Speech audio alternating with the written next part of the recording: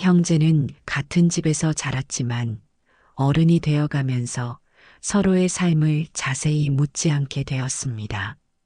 하지만 형은 자기만의 방식으로 준비하고 있었다는 것을 저는 감히 짐작조차 할 수 없었습니다. 어린 시절에는 같은 방에서 잠들었고 사소한 일로 다투다가도 금세 웃으며 화해하던 사이였습니다. 그러나 시간이 흐르자 말수는 자연스럽게 줄었고 얼굴을 마주하는 일도 점점 드물어졌습니다. 나는 그 변화를 성장의 과정이라고 생각했고 형제란 원래 그렇게 멀어지는 사이라고 마음속으로 정리했습니다. 어렸을 때 형은 내 놀이 상대였습니다. 골목에서 공을 차고 비 오는 날이면 방 안에서 딱지치기를 했습니다. 형이 이기면 나는 울었고 형은 그럴 때마다 다시 내주곤 했습니다. 그때의 형은 말은 없어도 마음이 따뜻한 사람이었습니다. 겨울이면 형이 내 손을 호호 불어주었고 여름이면 형이 먼저 부채질을 해주었습니다. 초등학교에 입학했을 때 형은 나를 학교까지 데려다 주었습니다. 손을 잡고 걸으면서 형은 말했습니다. 학교에서 누가 괴롭히면 말하라고 형이 해결해 주겠다고 말했습니다. 나는 그 말을 믿었고 형 덕분에 학교 생활이 무섭지 않았습니다. 실제로 누가 나를 괴롭힌 적이 있었는데 형이 그 아이를 찾아가 조용히 말했고 그 후로는 아무도 나를 건드리지 않았습니다. 중학교 때 형은 고등학생이 되었습니다. 공부에 집중하느라 나와 노는 시간이 줄었지만 그래도 가끔 내 숙제를 봐주었습니다. 수학 문제를 풀어주면서 형은 이해될 때까지 반복해서 설명해 주었습니다. 말은 적었지만 인내심은 많았습니다. 내가 짜증을 내도 형은 화를 내지 않았고 다시 처음부터 설명해 주었습니다. 형은 나보다 4살이 많았습니다. 말수가 적었고 감정을 드러내지 않는 사람이었습니다. 부모님 앞에서도 자기 이야기를 길게 하지 않았고 무슨 생각을 하는지 알기 어려웠습니다. 나는 그런 형이 답답했고 속을 알 수 없다는 이유로 점점 마음의 거리를 두게 되었습니다. 기대하지 않으면 실망도 없다는 생각이 나를 편하게 만들었습니다. 고등학교에 들어가면서 형과 나는 더 멀어졌습니다. 형은 아르바이트를 시작했고 나는 친구들과 어울려 다녔습니다. 집에서 마주쳐도 인사만 하고 지나쳤고 긴 대화를 나눈 기억이 없습니다. 명절에도 형은 먼저 자리를 떴고 나는 형이 왜 그러는지 묻지 않았습니다. 가족 식사 자리에서도 형은 말이 없었고 나는 형에게 말을 걸지 않았습니다. 어느 날 형이 밤늦게 들어오는 것을 봤습니다. 피곤한 얼굴이었고 손에는 상처가 있었습니다. 무슨 일 하느냐고 물으니 형은 그냥 아르바이트라고만 했습니다. 나는 더 묻지 않았습니다. 형이 말하기 싫어하는 것 같았기 때문입니다. 대학에 진학한 후 형은 지방으로 내려갔습니다. 일자리를 찾아 떠난다고 했고 부모님은 아쉬워하셨지만 말리지 않으셨습니다. 형이 떠나던 날 나는 배웅도 하지 않았습니다. 그냥 방에 있었고 형이 나가는 소리만 들었습니다. 그때 나가서 인사라도 할 걸. 지금은 그런 생각이 듭니다. 형의 짐을 든 뒷모습을 창문 너머로 봤지만 나는 손을 흔들지 않았습니다. 결정적인 사건은 부모님 병환이었습니다. 부모님이 동시에 편찮아지셨을 때 형과 나는 병원 문제로 자주 마주쳤습니다. 치료비와 간병 문제를 두고 이야기를 나눠야 했지만 형은 여전히 말이 없었습니다. 의사 설명을 들어도 고개만 끄덕였고 선택의 순간에도 나서지 않았습니다. 결국 모든 결정은 내가 하게 되었고 나는 속으로 형을 원망하기 시작했습니다. 아버지가 먼저 쓰러지셨습니다. 갑자기 쓰러지셔서 응급실로 실려갔고 나는 회사에서 급히 달려갔습니다. 형에게 연락했지만 형은 지방에서 올라오는데 시간이 걸렸습니다. 나는 혼자 의사와 상담하고 검사 동의서에 사인했습니다. 수술이 필요하다는 말을 듣고 나는 떨리는 손으로 동의서를 작성했습니다. 형이 도착했을 때는 이미 밤이었습니다. 형은 병실에 들어와 아버지를 보고 한참을 말없이 서 있었습니다. 나는 형에게 상황을 설명했지만 형은 알겠다고만 했습니다. 어떻게 할 거냐고 물으니 형은 내가 결정하라고 했습니다. 나는 그 말에 화가 났습니다. 같은 아들인데 왜 나만 결정해야 하느냐고 따지고 싶었지만 참았습니다. 아버지는 수술이 끝나고 중환자실에 계셨습니다.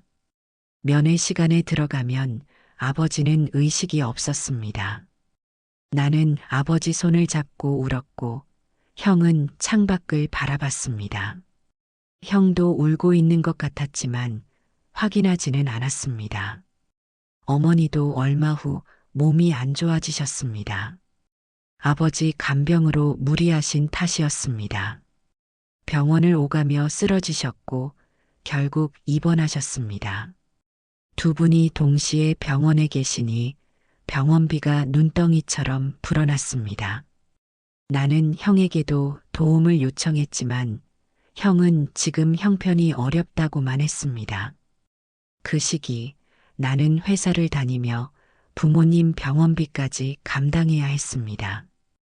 형은 지방에 내려가 일을 한다고만 했고 자세한 이야기는 하지 않았습니다.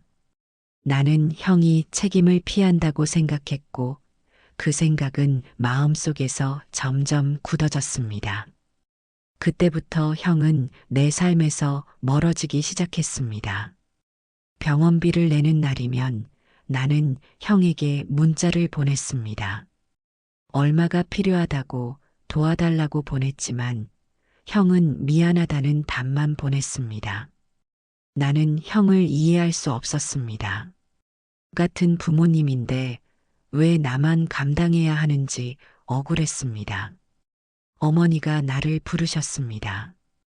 형은 왜 안 오느냐고 형도 보고 싶다고 말씀하셨습니다. 나는 형에게 연락했고 형은 다음 주에 간다고 했습니다. 하지만 형은 오지 않았습니다. 일이 생겼다며 다음에 간다고 문자만 보냈습니다. 나는 형에게 실망했습니다. 부모님이 동시에 위독해지셨을 때 나는 형에게 마지막 연락을 했습니다. 빨리 오라고 이번이 마지막 일 수 있다고 말했습니다. 형은 지금 간다고 했고 몇 시간 후에 도착했습니다. 형은 부모님 곁에 앉아 한참을 울었습니다. 소리 없이 울었고 나는 그 모습을 보며 복잡한 감정이 들었습니다.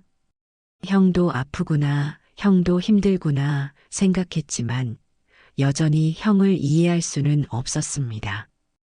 부모님 장례를 마치고 며칠 뒤 형과 단둘이 남았던 날이 있었습니다. 형은 상복을 정리하며 담배를 피우다 말고 나를 보지도 않은 채 짧게 말했습니다.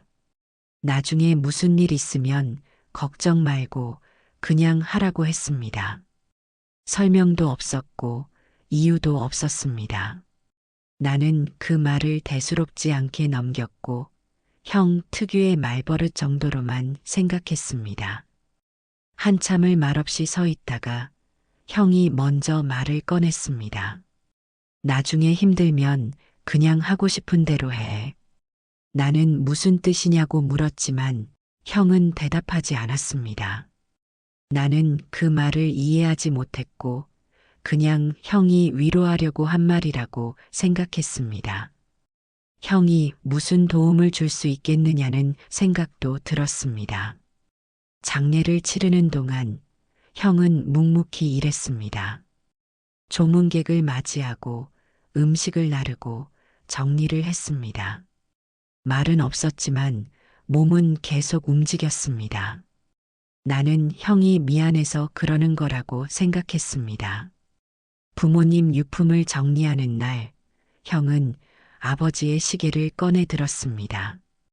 한참을 바라보다가 내게 건네주었습니다. 내가 가지라고 형은 괜찮다고 말했습니다. 나는 받지 않으려 했지만 형은 내 손에 쥐어주고 나갔습니다. 그날 이후 형은 연락을 줄였고 몇 달 뒤에는 아예 연락이 끊겼습니다. 나는 먼저 연락하지 않았고 형도 연락하지 않았습니다. 그렇게 우리는 자연스럽게 남이 되었습니다. 명절이 되어도 형은 오지 않았습니다. 제사 때도 빠졌고 나는 혼자 제사를 지냈습니다. 친척들이 형은 어디 있느냐고 물으면 나는 바쁘다고만 대답했습니다. 속으로는 형을 원망했지만 겉으로는 평온한 척했습니다. 형은 부모님 제사도 안 오는 사람이라고 나는 형을 단정 지었습니다. 여러 해가 지났지만 형과는 연락이 없었습니다.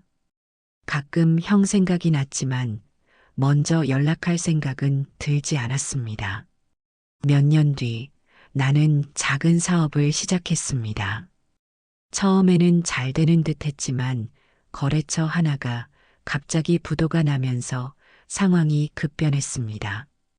연쇄적으로 문제가 터졌고 보증으로 엮인 돈까지 한꺼번에 떠안게 되었습니다. 하루아침에 빚이 눈덩이처럼 불어났고 은행에서는 연체 통보가 날아왔습니다. 오랫동안 꿈꿔왔던 일이었고 모아둔 돈을 모두 투자했습니다. 처음 몇 달은 손님이 많았고 매출도 괜찮았습니다. 나는 이 일이 잘 될 거라고 확신했습니다. 아내도 기뻐했고 아이들도 아빠 가게라며 자랑스러워했습니다. 그런데 1년쯤 지나자 근처에 대형 프랜차이즈가 들어왔습니다. 손님이 급격히 줄었고 매출이 반으로 떨어졌습니다. 나는 버티려고 했지만 임대료와 인건비를 감당할 수 없었습니다. 결국 대출을 받았고 그 돈으로 몇 달을 더 버텼습니다. 다시 손님이 돌아올 거라고 믿었습니다. 상황이 더 나빠진 건 거래처가 부도를 낸 후였습니다. 물건값을 받지 못했고 그 돈으로 막으려던 구멍이 더 커졌습니다.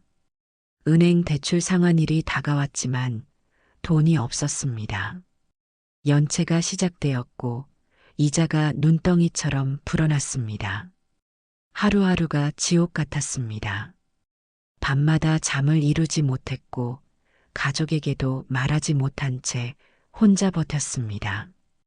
그때 문득 형 생각이 스쳤지만 이미 연락이 끊긴 지 오래였습니다.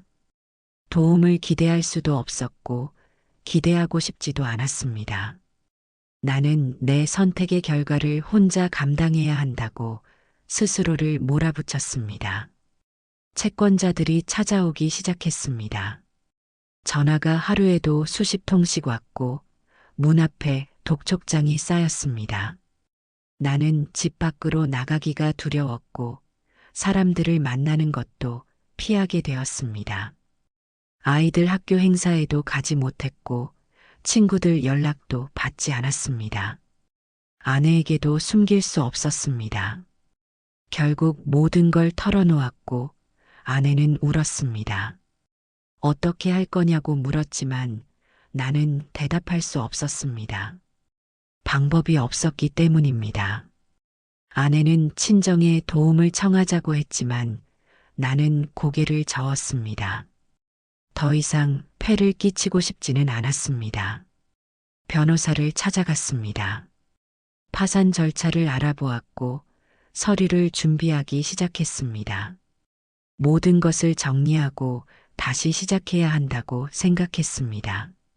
하지만 그 과정조차도 쉽지 않았습니다. 변호사 비용도 만만치 않았고 절차도 복잡했습니다.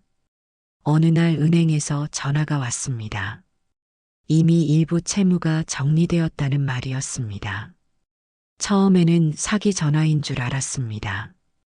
그러나 서류를 확인하는 과정에서 형의 이름이 등장했습니다. 오래전에 설정된 보증과 준비된 정리 절차가 조용히 작동하고 있었습니다. 은행 직원은 설명했습니다. 몇 년 전에 형이 보증을 서두었다고, 그리고 정리 절차까지 미리 준비해 두었다고 말했습니다. 나는 믿을 수 없었습니다. 형이 언제 이런 준비를 했는지 전혀 몰랐습니다. 직원은 서류를 보여주었고 거기에는 형의 서명이 있었습니다. 서류를 확인하니 날짜가 부모님 장례 직후였습니다. 형은 그때 이미 준비를 시작했던 것입니다. 나에게는 한마디도 하지 않고 조용히 보증을 서고 만약의 경우를 대비해 절차를 마련해 두었던 것입니다. 형은 내가 사업을 시작한다는 말을 어디선가 들었을 것이고 그때부터 준비하고 있었던 것입니다. 그 순간 머릿속이 멍해졌습니다. 형은 연락도 없이 나에게 알리지도 않고 이미 준비를 해두었던 것입니다. 그제야 그날의 말이 떠올랐습니다. 걱정 말고 그냥 하라는 말이 아니라 약속이었음을 뒤늦게 알게 되었습니다. 형은 이미 내 뒤를 받쳐줄 준비를 마친 상태에서 그 말을 한 것이었습니다. 은행에서 나와 차에 앉아 한참을 움직이지 못했습니다. 눈물이 났습니다. 형을 오해했다는 생각에, 형에게 미안했다는 생각에 울었습니다. 형은 말하지 않았지만 늘 지켜보고 있었던 것입니다. 형은 내가 힘들 때를 대비해 미리 준비하고 있었던 것입니다. 집으로 돌아와 아내에게 말했습니다. 아내도 놀랐고 형에게 연락해 보라고 했습니다. 나는 고개를 끄덕였지만 어떻게 말해야 할지 알 수 없었습니다. 뭐라고 말을 꺼내야 할지, 어떤 표현을 써야 할지 한참을 고민했습니다. 그날 집으로 돌아오는 길에 오래전에 들었던 부처님 말씀이 떠올랐습니다. 집착은 사람을 붙잡는 것이 아니라 생각을 붙잡는 것이라는 말이었습니다.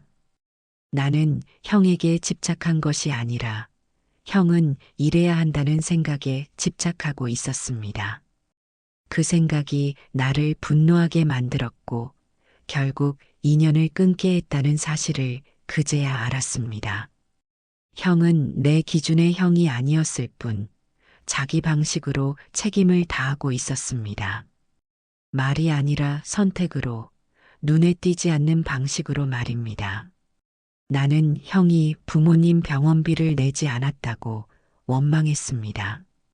하지만 형은 다른 방식으로 준비하고 있었던 것입니다. 당장의 도움은 못 줬지만 미래의 위기를 대비하고 있었던 것입니다. 나는 그걸 몰랐습니다. 형은 내가 쓰러지지 않도록 미리 그물을 쳐두고 있었던 것입니다. 형은 말이 없었지만 행동으로 보여주는 사람이었습니다.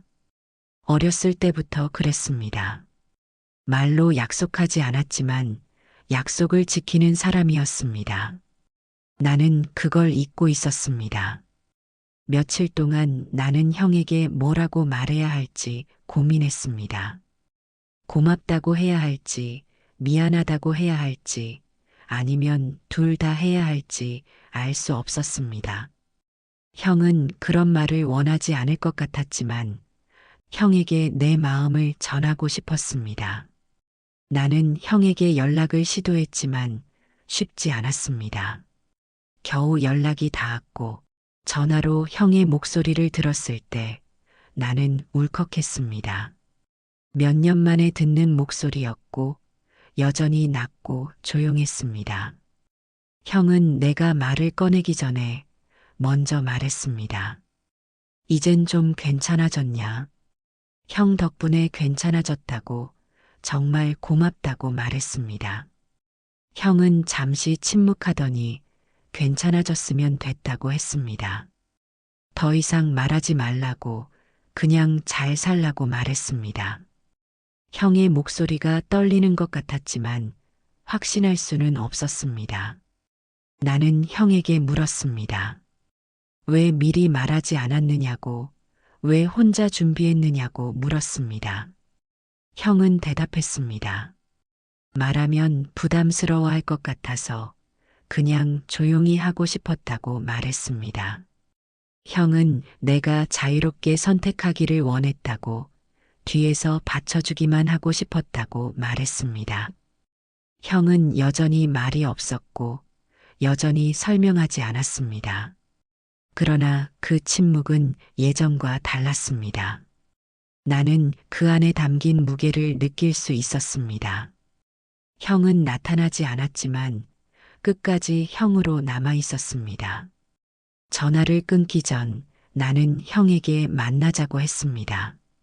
형은 잠시 망설이더니 다음에 보자고만 했습니다. 그 후로도 형과는 자주 연락하지 않습니다. 하지만 이제는 압니다. 형이 곁에 없어도 형은 늘 나를 지켜보고 있다는 것을 압니다. 말하지 않아도 형은 약속을 지키는 사람이라는 것을 알고 있습니다. 형은 멀리서 나를 응원하고 있고 내가 다시 넘어지면 또 일으켜 세울 준비가 되어 있다는 것을 압니다. 살아보니 인연은 늘 곁에 있는 것으로만 이어지지 않는다는 것을 알게 되었습니다. 말없이 남긴 선택 하나가 한 사람의 삶을 다시 세우기도 합니다. 부처님 말씀에 인연은 손을 잡는 데 있지 않고 마음을 남기는 데 있다고 했습니다. 나는 그 말을 이제야 이해합니다. 형은 멀리 있었지만 마음은 가까이 있었습니다. 말은 없었지만 행동으로 보여주었습니다. 나는 형을 오해했고 형을 원망했지만 형은 끝까지 형으로 남아주었습니다. 형은 내가 넘어질 때를 대비해 미리 안전망을 쳐두었고 내가 일어설 수 있도록 조용히 도왔습니다. 지금도 가끔 형 생각을 합니다. 형은 어디서 무얼 하고 있을까? 건강은 괜찮을까? 혼자 외롭지는 않을까 생각합니다. 형에게 전화하고 싶지만 형이 부담스러워할 것 같아 참습니다. 대신 마음으로 말합니다. 고맙다고 미안하다고 말합니다. 그리고 형도 잘 지내라고 건강하라고 기도합니다. 형이 남긴 것은 돈이 아니었습니다. 형이 남긴 것은 믿음이었습니다. 동생을 믿는 형의 마음, 동생이 잘 될 거라는 형의 믿음이 나를 다시 일으켜 세웠습니다. 나는 그 믿음을 저버리지 않으려고 합니다. 다시 일어섰고, 다시 시작했고, 이번에는 실패하지 않으려고 노력하고 있습니다. 혹시 지금 말이 없다고, 곁에 없다고, 인연이 끝났다고 생각하고 계시다면 한 번쯤 돌아보셔도 좋겠습니다. 형제라는 인연은 참 묘합니다. 어렸을 때는 친구처럼 가깝다가 어른이 되면 남처럼 멀어지기도 합니다. 하지만 피는 물보다 진하다는 말처럼 진짜 위기가 왔을 때 형제는 나타납니다. 말없이 조용히 당연한 듯이 나타납니다. 형은 그렇게 내 곁에 있었고 지금도 있습니다. 마음 선방은 이렇게 늦게서야 인연의 의미를 알아차린 어르신들과 함께 걷고 싶습니다. 이 이야기가 마음에 남으셨다면 구독은 또 다른 어르신께 이 여운을 전하는 작은 인연이 됩니다. 오늘도 평안하시길 바랍니다. 고맙습니다.